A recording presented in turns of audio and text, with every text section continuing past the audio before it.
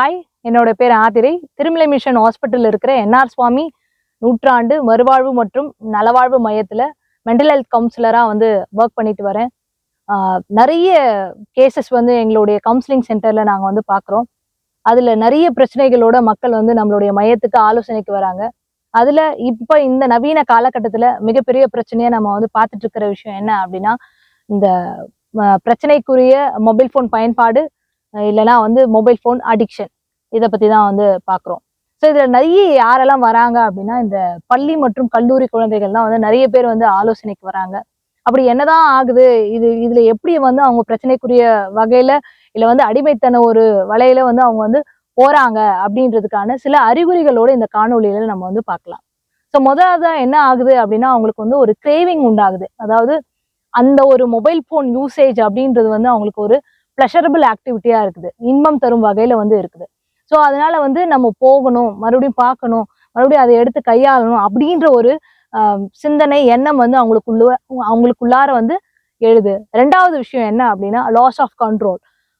ஒரு விதமான கட்டுப்பாடு, ஒரு கண்ட்ரோல் அதுக்கு இல்லாம போகுது. அதாவது இவ்வளோ நேரம் தான் யூஸ் பண்ணணும், அவ்வளோ நேரம் தான் யூஸ் பண்ணணும் அப்படின்றது இவங்க நினைச்சாலுமே கூட ஒரு கட்டத்துல அதையும் மீறி அவங்க யூஸ் பண்றது, இல்லைன்னா கண்ட்ரோலே அவங்க நினைக்கிறதே கிடையாது. அந்த கண்ட்ரோலையும் மீறி நேரம் தெரியாம அதை யூஸ் பண்றது. இதனால மற்ற டே டு டே ஆக்டிவிட்டிஸ் எல்லாமே இவங்களுக்கு பாதிப்பாகும். மூணாவது விஷயம் என்ன அப்படின்னா, ஒரு விதமான கோப்பிங்காகவும் இதை யூஸ் பண்றாங்க.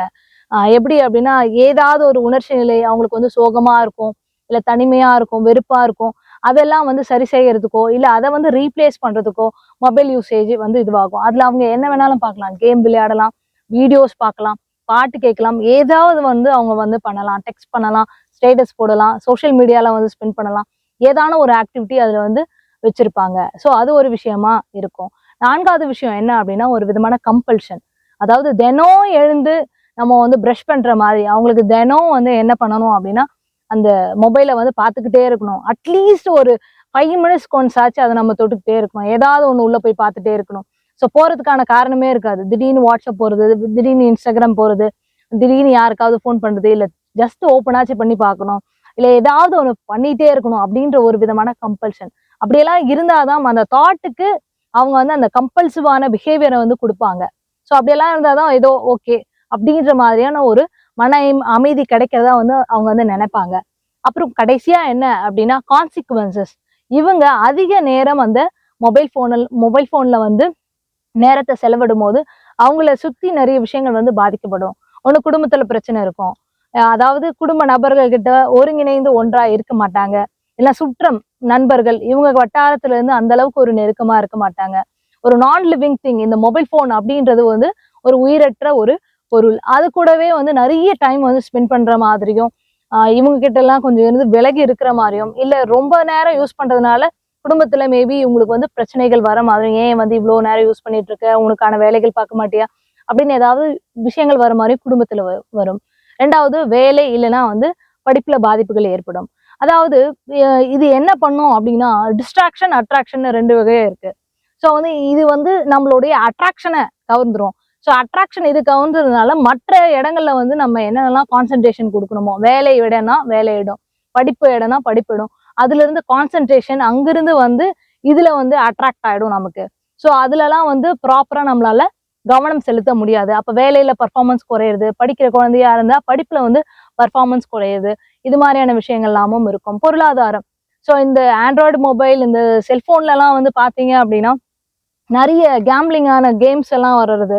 எந்த வகையான கேம்ஸா இருந்தாலுமே அந்த கேம்ஸ்ல பணம் செலுத்தி விளையாடுறது. இது மூலயமா நமக்கு நிறைய பணம் விரயமாகுது. அந்தந்த கேம்ல எல்லாம் இவ்வளவு கட்டினாதான் விளையாடவே முடியும் அப்படின்ற மாதிரியான அப்ளிகேஷன்ஸ் எல்லாமே அந்த செயலியில இருக்கிறதுனால அது பணம் விரயமாகிறது.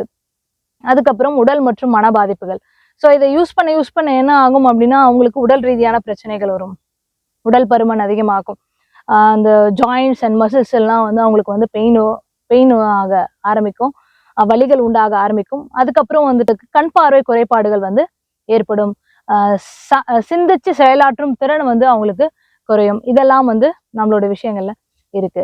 இந்த 5 அறிகுறிகளும் தான் ஒரு மனிதனை நிர்ணயிக்குது. இவங்க ஒரு problematic usage of mobile phone அதுல இருக்காங்க. அதாவது பிரச்சனைக்குரிய கைபேசியின் பயன்பாட்டுல வந்து இருக்கிறாங்க, இல்லைன்னா வந்து மொபைல் அடிக்ஷன்ல இருக்கிறாங்க, இதனுடைய அடிமைத்தல வலையில இருக்கிறாங்க அப்படின்றது நமக்கு இதுவாகுது.